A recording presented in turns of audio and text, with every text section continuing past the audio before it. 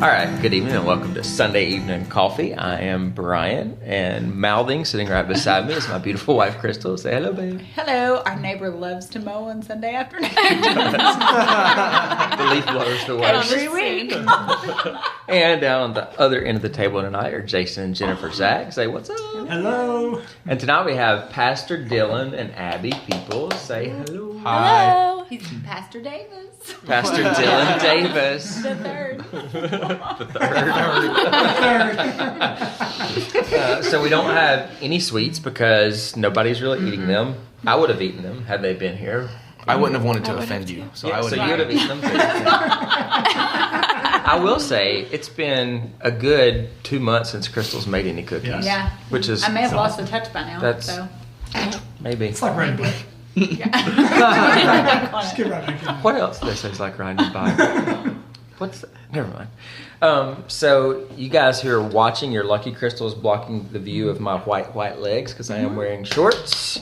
They did get burned a little bit And outside. that is not a whitey tidy t-shirt on. It's a schmedium.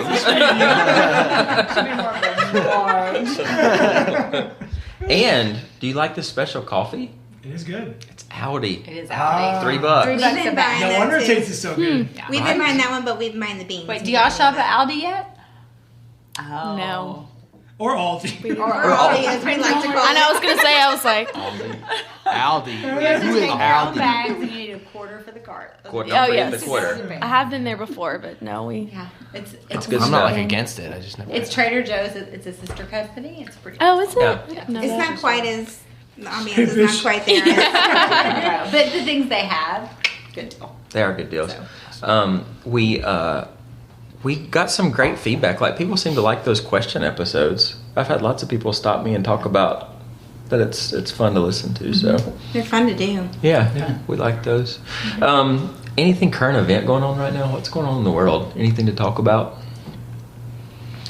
The Maybe transgender bathrooms. Yeah, that's a big deal. Sumner County made a statement. Oh, yeah. This week Yeah, and ACLU immediately filed suit. immediately. So it's pretty It's awesome. intense. It is. It's awesome talking to your 8-year-old about there are people who think this and they think God didn't make them the right thing and they want to be something else and Yeah. having to walk through all that. So How do you identify? Which bathroom do you use? Me? Yeah. the stand-up man. You ever tried to squat over a urinal? I don't think that would work. Have you Well. been to Kenya? Why Cho? Cho, I haven't. All right, so enough of my failed attempts at humor. So Dillon and Abby, we have known them now for, gosh, we've been at Cornerstone for 11 years. So, and you were there when we got there. I was. How were you 11 years ago? How old was I 11 years ago? Yeah. I was 10. Aw. 11 years ago. 10 years old. You were a Royal Ranger. I opted out of that and chose kids choir. Did your mom make you? So Dylan's father is our pastor, and his mother, I love his father, but his mother I love dearly. She is a dear woman. And She's the fave. she is. Yeah. We can talk about them because I don't think they listen, No, so we we're talk safe. about them. Nobody knows. Well, they haven't been on to defend themselves either. So. That's right. They're good. Yeah. So anyway, Dillon and Abby, so they were at Cornerstone for years. Both of their families. How long have you been at Cornerstone, Abby? We started going there, I was about 10. So, So to give you some backstory, Abby is Ben People's sister, and Ben and Robin were on a few months ago, and you guys went to Cornerstone because of Ben, right? Mm-hmm. Or that was his story, at least, anyway. Well, my dad had started going there first. Before Ben. Yeah. My So dad Ben's a went liar, first. but just anyway, it's fine. Nobody's keeping track. Yeah. He had started, he had started going there first, but Robin was at Cornerstone. Yeah. And, I mean, Which drew we all Ben know in. about that. Chasing a girl. So, yeah. So they've been at Cornerstone, Dylan obviously his whole life, but and they and they grew up together, and then magically what grade were you guys in when you started sparking? I think I was a sophomore and she was a junior. Oh, the older woman. Oh yeah, 3 months. Older women. I won't finish. But when that it comes song, to but- grades, that's It's like a big life deal. years. It is. Yeah. 3 Especially months like is a big fifth deal. grade to sixth grade. Yeah. Oh. All right, Oh, so you can't do it. we'll just turn to you guys. Tell us about kind of how you met and kind of your whirlwind romance, and we'll ask questions along the way. Was it a whirlwind? It was a Or was whirlwind. it more of a slug? Like, yeah, it's going to go on for years. Are you wanting me to answer this? Smart man. Well, I mean, we met in church, obviously. We didn't go to the same school. So we were just in youth ministry together, and I mean, we had known each other for a while, but we weren't really close friends at all. We had mutual friends, but when it started off, we'd kind of started hanging out here and there, and he pretty quickly had told me his feelings that he had for me, and I was not on the same page. Wait, Dillon has feelings? Very funny. Dylan's tender-hearted. He's a sweet one. So he had told me he, liked me or whatever, and he just came out and asked me, do you see anything in the future? Which is funny looking back on, because we were like 16 or 17 when you said that. Anyway, and so I was like, that's sweet, but I was like, I don't know, maybe. I have no idea. But at the time, I was not. Anytime you start with that sweet. And I Yeah. totally just disregarded whatever she said. Yeah. Whatever. Yeah. Game So, Nope, you're gonna be mine. Like it or not. yeah. So we had that conversation. There really wasn't much to it. He just asked me, and I said I didn't know. I just said, you're fun to hang out with, and that's about the extent of it. You're like a brother. Yeah. So we just hung out a lot, and then I don't know how long we've been really hanging out. Got to some point where we were always together, and people kind of started pressuring us. We're like, you might as well date. You're always together, whatever. And I was like, yeah, might as well. Why not? And I hadn't convinced myself yet that I liked him like that. So She had to convince herself. I still don't know if she's convinced. You'll make that Don't worry. After 17 years and 10 years, I can tell you still got to convince yourself. no, but he. Anyway, we started dating at some point because there was a lot of pressure there, and people. I even had people, that were making me feel bad. They're like, "You're just using him, like you just, poor thing," and I was like, well, I don't want him to think I'm using him, so. I was like, whatever. I'll date him. So we dated for like a month, and then I started feeling really guilty because the feelings weren't all that mutual. So I love how she's trying to be tender about this. We're all that mutual. So I broke up with him, and then it was definitely awkward there for a period of time because. So was this your senior year? Junior, senior? No, she was still maybe a it was- junior. yeah, She was early something junior like year. that. So it was really awkward there for a while because I still wanted to be friends with him and hang out with him. I was that girl. And he so obviously that was just awkward. So I don't know how long that lasted where we kind of backed up. We weren't really hanging out or anything for a while, but then we started hanging out again, whatever. And by that point, I don't remember the timeline of everything, but I started getting feelings for him again, whatever. And did we start dating then? I don't remember. That whole time, there was a lot of back and forth during that time. Persistence. Yeah. Yeah. But that was the one thing that did stick out was most guys, if they like a girl, especially at that age, and the girl has no interest, most of them are like, all right, see ya, But he still pursued me, I guess you'd say, and he stuck around, and so that really stuck out to me. I didn't think much of it until I realized I probably did not make it easy for him at all. And so It's like the Grand but he's Canyon. After enough, the water flowing through the ditch and airs down. But he still stuck around. So then we eventually started dating at some point in there, and I guess total time we dated was like a year and a half or so. We talked about getting married. I always knew that I wanted to get married young, but it wasn't something that I was like, you know, I don't know. It was just always a thought in the back of my head. So, was there a point where there was like a switch that flipped where you went from this is Dillon, my buddy, to, oh, yeah, I could do life with him? I want to kiss him. yeah, there definitely was. But when we started dating, pretty quickly, we knew we were going to get married. And we didn't really talk about it. I don't know about him. I didn't really say anything to my parents about it because I just, not out of trying to hide anything, we were so young. And so not knowing what people were going to think about it at all. But I think the whole time my parents knew, even without me us really talking about it at all. And he was over at the house a lot, and I'd go over to his. And then I guess, I don't know at what point, well, this is what actually happened. We... See what Wait, no, I actually do know. We, and I mean, you can feel free to chime in at any point in this. We had been together, I guess, maybe a year and something, I don't know. But we got a chance to go on a mission trip to Africa. And so it was me and him and his parents and another family. And I had his phone at one point, and I was looking at his notes thing because we would, like, leave each other notes to, like, stumble upon. Toad's Fresh. And so, yeah. So I was looking in his app, and I saw this note, and I was like, what's this? And I started reading it, and, like, as I started reading it, basically he was just gathering his thoughts of how he was going to talk to my dad.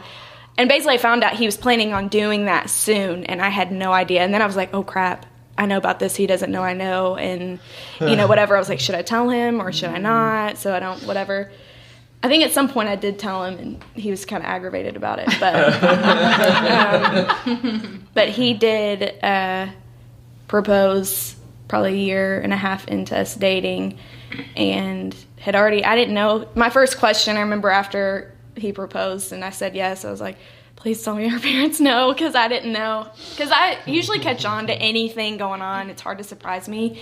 And so I had no idea that he had already talked to my dad and his family and everything. But then we were engaged for a year, which I do not recommend for How anyone. old were you got engaged? We had 18. just, like, we were a month into being 18. He was So the one. what was the I- general consensus from most people about you being engaged so early? Most people? Oh, man. They all knew God's plan There for our was- life, of yeah. course. I mean, We either had people that were just, like, celebrating or, like, telling us, you know, it's a great decision to get married young, all this stuff, or people that were like, you need to rethink that, or that you're too young. And it was like, I that's funny. So you had I don't both remember ends of asking you it. what you thought. Oh, yeah. That's interesting. But Yeah. I don't remember anyone being in the middle. It was either like they were our biggest fans or totally against. oh, yeah. It was kind of That's like, well, interesting. thank you for making our guest list easy to make. Yeah. What was the most interesting was the people that I had people come up to me and say stuff, and you know, you need to get through school first. You don't know who you are yet. You need to whatever. And I would be like, what was your name? Like, I didn't even know who they were, but they felt that they had the entitlement to Speak into your life. yes. Which, you know, had it been someone that I'd known and which actually meant well, trying to pour into my life, I would have been more apt to want to hear what they had to say. But at that point, I'd heard it so much, and then someone who I didn't even know saying something, I was like, I could care less what you have to say. But yeah, we definitely got opinions on both sides. She was experiencing for the first time because of my dad's position in the church. There's a lot of like the majority, you know, our families forfeited our privacy, and we're fine with that. Absolutely. And so, you know, she was experiencing for the first time the people What of the it's church. like, yeah. Everybody owns a little bit of you, so to Yeah. speak. In And their that's mind. fine. It was just she hadn't experienced that before. Yeah. So It's interesting too. The people who most of the time think, "Oh, that's not going to work. You're too this. You're too that," are the people that really don't have a grasp on what marriage is, because marriage is not a feeling. It's a commitment, and it doesn't matter if you're 19 or if you're 95. It's a commitment, and you have to choose to make it work. And so, it's always funny to me when people have the mindset that it's you're never going to make it work if you marry young. Mm-hmm. It might be harder Yeah. if you marry young, but you can absolutely make it work. So Ramen noodles never hurt anybody. no, Nope. had some about 35 days ago. All right, so you were engaged for a year. Yes. Which you said you wouldn't recommend to anybody. No. Tell us No. why. It's too long to There be was no engaged. point in it. We didn't have a real reason for that. Yeah. I think we were just excited because we were adults and we could get engaged. Yeah. So it was like, let's go, But we could have waited to get engaged. I Yeah. mean, that wouldn't have affected anything. Did getting engaged make it harder to not have sex? Well, during that time period, he had moved. 6 months of that engagement, I was in Oh, Texas. Yeah. And it was the last 6 months, right? Yeah. So That's kind of what made it. I guess it was kind of sometimes it's like, why are we not getting married sooner? But I'm sure Well, it would yeah. have had we. Oh, yeah. Because most people, when that happens, they think, well, we We're pretty much already engaged, made the their commitment. boundaries So, kind of start collapsing Yeah. slowly Yeah. but surely. yeah. So we got engaged in December and got married the December after that. And so and part of the reason why, too, that we knew we were going to get married and all this was happening, because I knew that he was going to school in Dallas, and I had no desire to do a long-distance relationship. So, it was like, okay, either we break up or we get married. And so that's big part of it. Obviously, had it come down to we're going to have to sacrifice and do long-distance for a while, I probably would have. But I wouldn't have. I did not want to do it at all. No desire to. So he moved out there for school, and he was working at a church in Dallas. And I moved out there 3 months after him, I think. And then 3 months later, we got married after that. So he was living on campus, and I was living 45 minutes away in a ghetto apartment in a city I'd never been to. Didn't know anyone, know anything. Perfect. Our first apartment was in the hood. Oh, it was so bad. We had a 2-burner stove. We didn't know anything about apartments. We were 19, and so the one day that we were both in town that we had to look for apartments, because I knew I had to find the apartment before she got there. My mom was with us, and I love my mother, but I was going nuts, and so I was like, "No, this is the apartment. We're picking this one," because I was just tired of it. And so This one's perfect. it was like daylight. It was like 5 minutes from the church we were working at, so we both signed the papers, and then she moved in and was like, "There's vodka bottles on my car in the mornings." So bad. It was so bad. So That's a good life experience. people were like hanging out in the parking lot all night long on like a Monday night. On your car. On my Yeah, car. they would sit on our cars, and we'd come out there and they'd look at us like we were the crazy ones. They're like, what, we're just hanging out? my car. I'm like, Yeah. oh, man. So you time. get married, and you have family in Dallas. Dillon has family in Dallas, obviously, and the church that you were at, Tyler McGee was there, so you had some home there with you. And at the time, Suzanne was down there, right? So you had a little bit of family down there too, Yeah. but You not. had at least emergency people in your Right. life. There was nobody within 30 minutes. Yeah. Suzanne was the closest. She was 45 minutes away. Yeah. So you moved down there, and you both grew up in very family founded. You were Yeah. very family based, and so you had a And big. strong family dynamics Yeah. too, Right. both of you. I feel So like. what's that like to go down there, not only to a new place, but to a new place and be in a new marriage and trying to figure out life? It was very hard because pretty much when you summed it down in 3 months, neither of us had ever lived on our own. So in 3 months, we moved out of our parents' house. We moved out of state into an area we didn't know anyone, anything, and changed churches, changed jobs. He was in school, everything. Our world was flipped upside down, and we knew what we were doing, but we didn't at the same time. I handled it probably. Oh, better I'm than sure you you did. I'm sure. It was very, very emotional in a sense. Like I said, I handled it probably better. I just remember, I had maybe been there a week, and he was down in Waxahachie at school, and I was sitting. I'd gotten off work. I had a weird shift at work. Had a 6:30 to 2:30 job, and so I got home at 2:30, but I didn't have anything to do. I didn't, and so I remember sitting there one day and thinking, what the heck am I doing here? What have I done? Because it happened so fast. That was the big thing. Most of like all the changes you make between 20 and 25, we did in about 10 minutes. Yeah. Yeah. So It just happened really fast, and so it was like waiting for everything to kind of catch up. And so, but we learned a lot from that experience as far as moving out and everything, like out of state, away from home, was the best thing we could have done for our marriage. That was gonna be hands my down. next question. Oh yeah, like I would almost recommend every couple when they get married moving away, because there were so many times when we got in arguments and about things that I would have been like, I'm going to my parents' house. But I didn't have that option. I didn't have the option to go anywhere. And so it forced us, no, we got to talk about this. There were times when I would drive off and leave my phone purposely at home so he couldn't reach me. Because I was mad. So mad at you. Yeah. it didn't happen. But that didn't last long, because then I'm like, okay, I can't do this. I need to go home. So do you feel like that truly gave you guys more of a firm foundation being down there, where you didn't have anybody that you could run to, anybody that could fix You it truly and make it leave better? and cleave. Oh, yeah. Yeah. Oh, absolutely. Yeah, because we didn't have any other choice. So how long were you in Dallas? 2.5 years. Yeah, about two years. So this is one of the most common things that we find on the show is no man and wife can agree on timelines. You can say that was 6 years ago. And say, no, it was in 2010. Yeah. It wasn't 6 years ago. Yeah. So Yeah. anyway, about 2 years. So, yeah. And more times than not, it's on this end of the 2 table. years and 3 months. Yeah, there you go. Was the exact time. Yeah. So tell us the biggest lesson that you learned being away from family and having to make decisions on your own. What's the biggest lesson you learned doing that? Jeez, Brian. That's a big question. Right. The biggest lesson. One thing, I don't know if this is, I guess it's kind of sort of answering your question. This was good for me, and, makes me thankful for the parents I had, but there were times when I would be mad at him for some reason. And, girls, we have to talk about things. We have to whatever. So I would call my mom and be like, this is what's going on, and he whatever, and I don't think this, this is what I think was supposed to happen, and he doesn't agree, and whatever.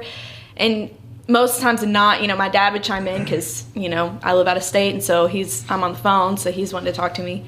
And pretty much every time the conversation ended with them being on his side, and I was the one. And I was like... Which I still, to this day, don't call, I just still get irritated. She doesn't call her mom anymore. But that would be an issue. But, I would get so mad. Yeah. Even though they sided with me, it was like, you can't call your mom. Right. Yeah.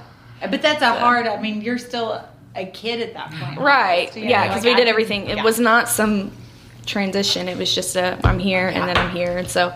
that's something that's easy to do, and then look back and go, okay, yeah. I'm not going to do that. Yeah. But I'm grateful my parents did that, because it taught me a lot that, well, for one, I don't need to do that, but that they told me that he's my husband and I'm supposed to trust him, and it doesn't matter if So they're giving you the right advice. Right. Yeah. Because a lot of parents would be like, yeah, you need to, You need to just move home. Yeah. You're back. Come back. I Yeah. can do that. I think the biggest lesson I learned was that, because we were 19, I'd been 19 for a month when we got married, so we were very young, and when you move away, you do, get out on your own and kind of become who you are. Yeah.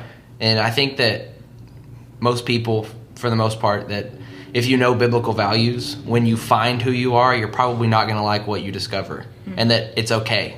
And that if you want to be something else, you can be who you want to be. So when you don't like something about yourself, that's not the end of just change it. Yeah. It's not like you have to stick with who you find. I hate the argument well, that's who I am. Well, who you are sucks, so you need to change. You need to do a little digging. Strange that I hear Mari Davis just jumping out. Who you are sucks. In love. Yeah, that's right. No, but it is true. Yeah. It is You're true. correct. So then you've been in Dallas for a while, and then Robbie and Vanessa moved down, and Robbie and Vanessa are your godparents, right? Yes. So then you have more family there, and I'm sure, especially from your perspective, having somebody like Vanessa who is nurturing anyway was probably a good thing to have, Yeah, it somebody was. that you know and love and trust.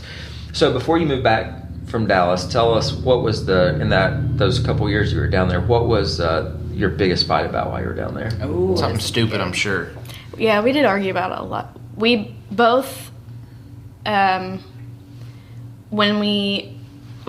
it's hard for both of us to just drop things. Like, we're very, Speak for yourself. no, I Want to get the last word? mean, yes. Yeah, like it's, when we are both determined that we are right about something, it's hard for us to be like, Are you both cholerics?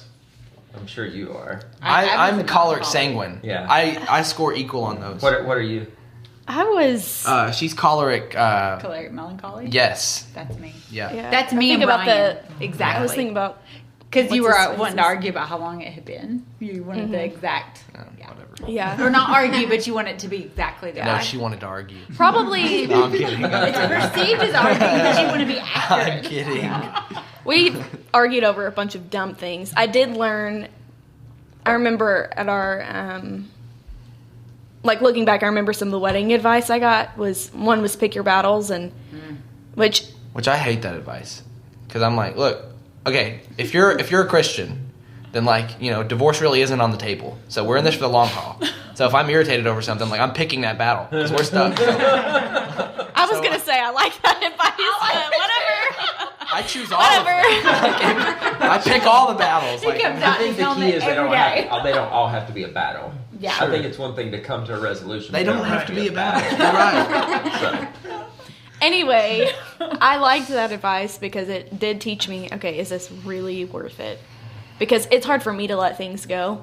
Even after we've talked about it and we've handled it and it's over with, it's hard for me not to bring it back up the next week or, you know, that's a love huge keeps no record of wrong. thing of mine. It's super I'm hard for me paddling to that do. boat with you. I think as far as the biggest fight, we probably had a lot of arguments about, biggest ones were communication and money for sure. It's hard.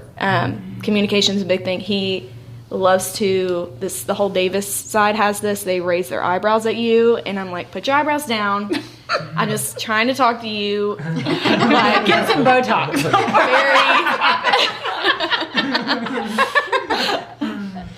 but just communication, like, you know, he's probably not trying to at all, but the tone and how you say things and sort of thing. And I'm extremely, not anything I love about myself, but I'm extremely sensitive. So I get my feelings hurt really easily. And he's complete polar opposite. So I know that's been hard for him because he's like, probably wants to just. So Yeah. are you a So you have a newborn rabbit Now- and a Oh, porcupine. yeah. Now I understand though that like I understand she's sensitive, so I think the arguments that happened over that happened because I thought I said something as kindly as I could. And then what we were actually Still. arguing Or as over kindly turns as you're into going something to. completely different. That's as kind as it's going to be. Yeah. So is your skin toughened up? Yes. Yeah. Yeah. Well, yeah, because I mean, I've learned more about him, and I've learned, okay, he's not trying to not be his mean to intent. me. It's the right. heart and the intent behind Right. Listen, Yeah. So I'll tell you this. So you guys have been married 2 years, 3 years? 2.5. Yeah. Almost 3. Yeah, Almost December. 3. 2.5.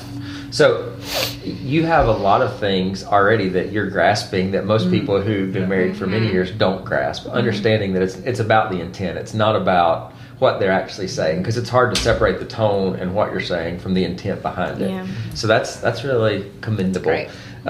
So then you guys are serving down in Texas, and you're living life, and then you feel called to come back to Nashville. And to, Oh, that's a boat rocket. So when we first got to Dallas, I'm in my mind like, you know, I live in Dallas now. You know, I'm not going back to Nashville anytime soon. I might as well like Dallas. So like when we first got there, like I was totally like, all right, you know, we're here. This is great. It's Dallas, Texas, blah blah blah, whatever. She was like dying, like I just want to go home. Like when are we going to see our family again? Blah blah. And then like as it got closer, before we even really knew that we were going to get to come home, it kind of switched where she was the one that was like, you know, we still have more friends in Dallas than we do here, and that's fine. But you know, it's just like we switched where I was like, I'm ready to go home now, like I'm done, and she was like, you know, this is, you know, we're established here, blah blah blah. So, but it was interesting how, you know, the Lord does still lead homes through the man. And so as the husband, both of those transitions were hard for me because we moved, we're here, so let's just get over it. Yeah. But both of those were hard for me because even to this day, she'll want to call her friends in Dallas, and that's fine. But, we have to get rooted here now. Right. And it's crazy to think, and she's not struggling at all, but it's crazy to think, having to have that mindset of intentionally. That was a disclaimer. We're fine. We're not going anywhere. Intentionally having to have the mindset of being rooted in your home. Because Nashville is always going to be home. Even if we, in 20 years, if we end up going somewhere else, Nashville's always going to be home. So was there a hesitation to come back? I mean, more so on your part than his part? Oh, yeah, definitely. I think for me, a big part why it was hard was for sentimental reasons, we had established ourselves who we are that was there. Our whole marriage had been there. And so we figured out who we were. What is our marriage? Who are we? What are we doing? There on our own. And so for me, it was sad leaving that because I was like, this is how we became who we are, that we're the Davises and we're here, because people here, people know his dad and, oh, you're his son, or you're there. No one knew, a couple of people knew us, but no one knew us. And so, and then also, as far as friends go, here, because our siblings, we're the babies of the family, and our siblings are late 20s, and everyone here that they're friends with are this age that we're friends with in Dallas. A lot of our friends in Dallas are late 20s age. And the church we were at in Dallas is full of that age. It's a very young church, and so because of that, there was a big pond to fish in for friends. Yeah. So, but you could throw here, the ones you didn't like back. yeah. But then here, it's kind of harder, I would say, because here we're viewing as, oh, that's Ben, Rachel, and Suzanne's little sister. That's Galen and Gabby and Danny's little brother. It's because we were friends with people that age in Dallas because they didn't know us or anything, and so it was easier for us because we were married so young too. That anyone our age down there that wasn't married was in a totally different place of life than we were. So automatically, it was hard to make friends with people our age because you're at a different place in life than they are. Yeah, but. Anyway, going back to what you're actually saying, it was harder for me to make another transition back here, which was surprising for me because I at first was the one that was like, yeah, let's move back. But once I started grasping that, that's kind of the direction we're headed, that's where we're supposed to go. Not that it made it easy, but it made it easier. Sure. And I knew that's what we were supposed to do. It happened really fast too. From whenever I said, hey, I think I want to go back home. I'm drawn back to home now. I want to be at Cornerstone. And what had happened was, from Dallas, we watched as the youth group that we had just spent the last 7 years of our life in was going through some hard times. And so, honestly, our hearts were just breaking that was going on. And, I knew that, I don't have all the answers for that. I'm not qualified for the position. I'm not done with school yet, but I know that I can work in that environment, and I know that I can love those kids more than anybody else. Absolutely. So that was the draw for me. And then it was it just opened up, and really from the time I started talking about it, about a month later, we were packing up our apartment and heading back. Was really I like those quick changes. I love it. I can't do it. No more. So the transition back. Let's get really gut level honest because you moved back and you lived with Dillon's parents for a while. Yes. Which my parents are great. It's just it's the principle. It is. And You were in the basement and area. I love Pastor and Gail, but they're not my in-laws. So, and you don't have to throw anybody on the bus. But I mean, how was that really for you to move in with your Tread carefully. Tread so carefully. Let's be very, very honest. Pastor has a very strong personality. Mm-hmm. And so how's that moving back and being in their house and Dillon being on staff there and being in Davis land? He's, just to clarify, he still has a strong personality, but at home he's all play. Yeah. But It's two very different hats. Yeah. So, Yeah. go ahead. Well, as far as living with them goes, honestly, we never saw them at all because, we were gone all day, and most nights we get home, it's after 8:39, and they're already in bed by then, and so, your dad is, your mom's still watching TV. So half the time we honestly didn't really see them at all because we're gone in the mornings and then come home late at night. And so as far as that goes, I mean, you know, the weekends we would, but it's almost like it wasn't our place. Yeah. Yeah. It makes a difference. You can't it's run around difficult. like, you know, naked. yeah, Yeah, yeah. it's just It not was home. Like I mean, Yeah. it's we're in Nashville, but like we didn't have a home until we just. I was going to say, and that all changed very recently, right? Now they have a house. Woo! Proud owners. And Dylan's going to build a bench for Abby. Living right He's by gonna build Abby's a lot of parents. things for me. They're next door neighbors with Abby's parents. Yay! I promise we're not crazy. So future wise, what's on the horizon for you guys? Like kids in the mix at some Ooh, point? when Eventually. kids. How many? Eventually. I've always said when I'm 25. I don't And know you're what, why. 21? 21 right now. I don't know why I don't know what he I just thinks think is going that's to a really happen great the day age. that he turns 25. All right, we're ready. Today. You get cheaper car insurance, so So you here's, use that money. here's the thing: have them young because that way, like by 40, they'll be Oh, I gone. know. Yeah, Yeah. I want to be I done know. by 30. That's my How game many plan. do y'all want to have? Because you both have several siblings. Yeah. Like Yeah, you're- I know that I probably have this desire. Well, much more it's than her, easier but for me to say without having any kids right now. I would Because I love- might have one and be like, oh, I'm not sure I'm about out. that. No, I don't want just one, but I would love to have multiples to get them out there. Like I know I want more than Thankfully, one. does not run on my So side of the let's- family. Let's so. limit the trips to the hospital here. Like 2 sets of triplets. Let's just get them out there. Doesn't that come on I don't know where it comes the from. mom's side? Doesn't that? It does. I don't know. It's usually past maternally every other time. Okay, well, it's not on my side of the Whatever. family, so I don't think so. Could be hiding back there Anyway, somewhere. but to answer your question, I'd like to have at least 3, maybe 4, because we both come from big families, and I like big families. So, but again, we'll see. Once we have one, we'll see how that. I'm sure we will, for sure, because I know that's not an easy job by any means. Having kids, You I know give what? props to parents, but Fine. It's not a big deal. but we do You learn wanna as you have- go. The first one's kind of a disaster, and after that, it's all I mean, the in-laws are next door, so Exactly. Yes, we planned that perfectly. Great babysitters. Yeah. So, talking about work. So, going back into the environment where you've been in that youth group, and now you're over the junior high part of that. What's that like? I mean, has that been hard being pastor's son and feeling like there's? Do you have any issues with being on staff, working for your dad and your brother? And no, I don't. And it's kind of like when you make a decision about something before you have to be in that situation. I kind of had to get to that point. There's a few scriptures. For instance, James chapter 1 verse number 1. James, who is the brother of Jesus, he could have written anything. He could have written James, the brother of the Christ. He could have written James, the pastor of the largest church of that day. But he wrote James, a bondservant of God and a slave to Jesus Christ. And he never said anything about him being his brother. And there's the passage in Numbers chapter 12 where Miriam and Aaron, Moses' siblings, were criticizing him for marrying a Cushite woman. And God looked at Miriam and Aaron, who were the brother and sister to Moses, and said, "Why were you not afraid to criticize my servant?" And I think that for me to have a problem with my dad or my brother being the pastor and the associate lead. associate lead pastor pastor in training.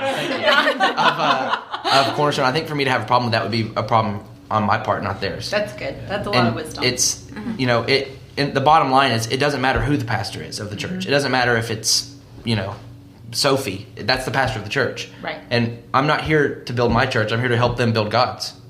And so the fact that God's put them in that position means that it doesn't matter if they want me to teach the 6th graders how to tie their shoes for a month. That's what's going to happen. And it is a very dangerous place to look at anyone in authority over you, no matter what your relationship is to them, and think that you can do it better, or to think that they're not in the right spot, because That's really good. maybe you can do it better, but the weight that person is carrying could crush you. Absolutely. And so I haven't had I any think problems. people struggle with that. I'm not going to across have the any board. problems. Well, so. it takes a lot of pressure off of you too. Absolutely. Yeah. To make the wrong decision, or you Yeah. just do what they say. Yeah, exactly. It's a covering. I mean, just It is like a in your covering. family, Yeah. it's a covering. That's you know, the you're great thing not- about authority. If they're It wrong, is. they're going to stand at the throne I for do that. think that's a challenge for people, though, to submit that fully, regardless of if it's your family member who's above you in ministry or not. I think, in general, it's hard for people to completely submit like that. Yeah. So that's awesome. That's good. It's good. That's good. So, Wisdom. married young, moved away, thrown into the depths of ministry, and has it been hard being a pastor's wife? Yeah, I mean, as far as, yeah, there's been a lot of adjustments on my son, getting used to him not being home when I get, Yeah.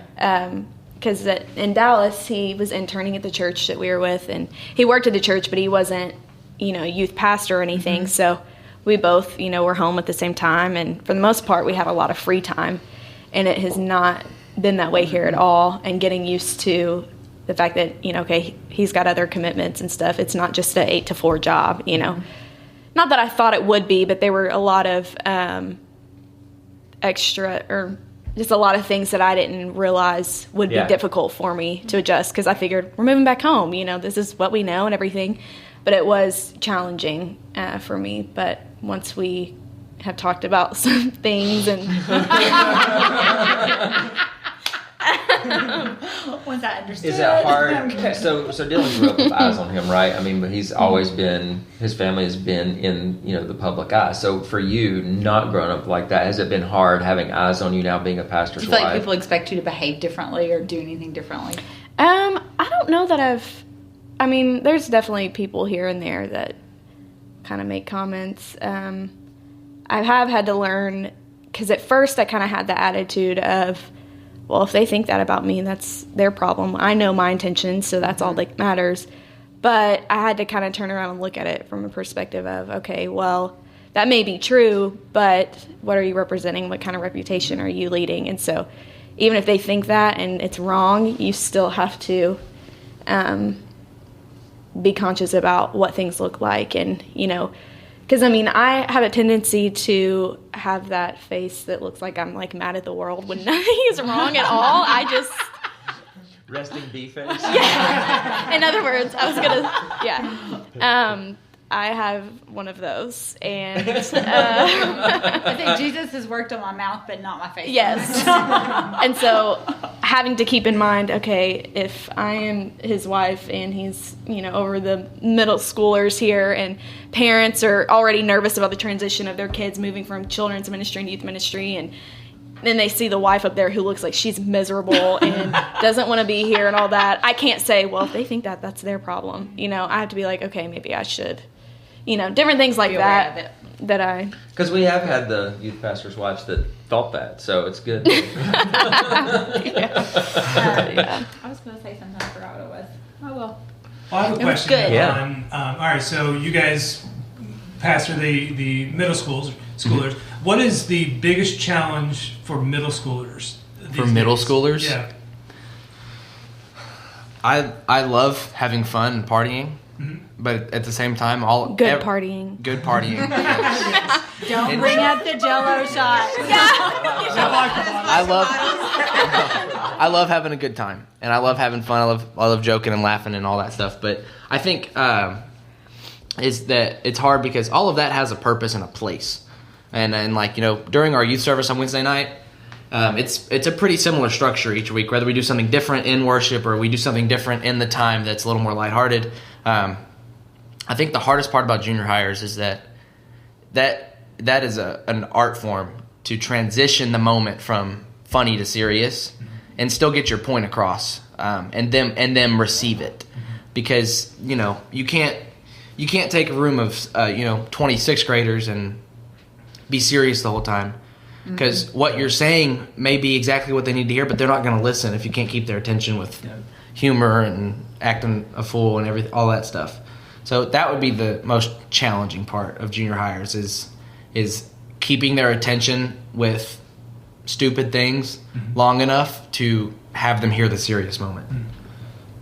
Because they want to keep on with the silly stuff. Yeah, they want to. Yeah. Yeah, like this morning, for instance, this morning was the first Sunday that the new sixth graders were in And they always main look service. so tiny. Yeah. Yeah. Every year they get smaller. Yeah, this one girl, I was sitting with a couple of the girls, and it was after service, and I was like, it's different, huh? And they said, yeah, they don't play games in here, and we don't get candy for bringing our Bibles.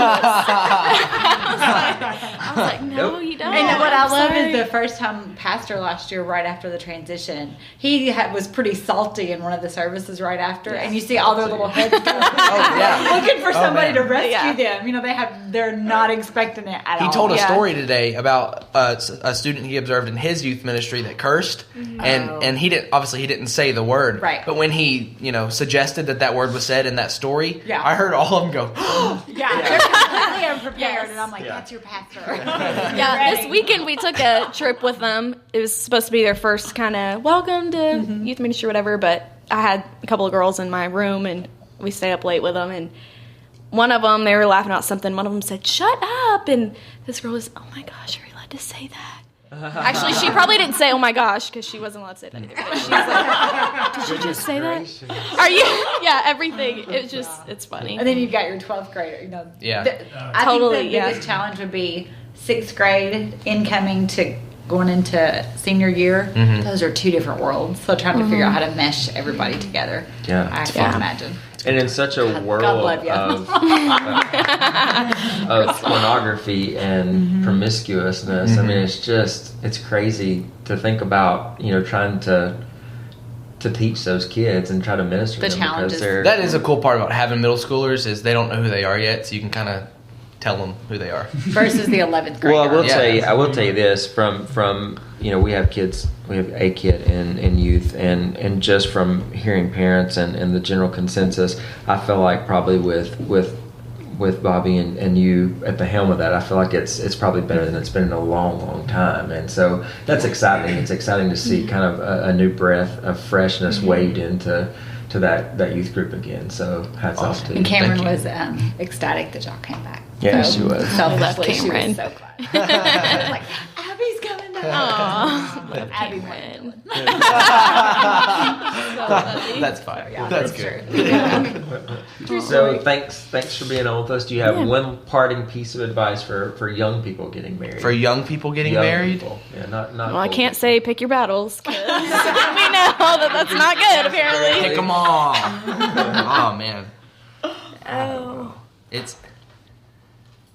I don't have anything. Take the money and Okay, run. well, Don't have a wedding. That would be my let me advice. ask it this way. This is maybe Yeah. a better way to ask it. So, what's the one thing that surprised you more about being married that you weren't expecting?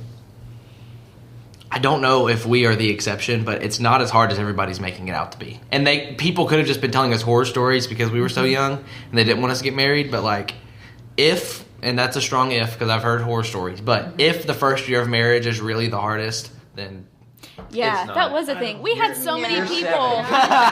You're 7. great. So many people were like, The first year of marriage is a breeze. Well, it's an adjustment. It's an adjustment, but Well, I will say that we got married young too. We were 20, and we moved away. We moved here we have no family Okay.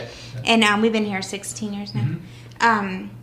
And I think it was the best thing we ever did. yeah. It Yeah. caused us to learn to work together and figure out how to pay the bills, figure out shoulder to shoulder. Shoulder to shoulder. what we're going to do when the kids are sick and you have to take off work. I mean, Yeah. it was, I really And would recommend you that all to a went lot through of people. hell and came out the other Yeah. side Right. of it. Yeah. Yeah. But I would recommend guess it. if I had to have one piece of advice, not to minimize godly counsel, but don't let other people speak into your marriage would be it. Because, I mean, if you listen to what everyone else is telling you, especially if you're going to get married young, people are going to tell you crap, and don't listen to it. Yeah, I I think think godly counsel is the key word. Godly counsel, Yeah. yeah, but It's like horse yeah. blinders where you just Yeah. you're going straight. Yeah. I think maybe why y'all have had an easier time than the horror stories you've heard is you both had a really strong godly biblical view and foundation Yeah. from day one, which I don't know that everybody getting married at Sure. 18, 19, 20 has that depth of understanding of what God's design looks Yeah. like. Yeah. So it's like you were way down the road.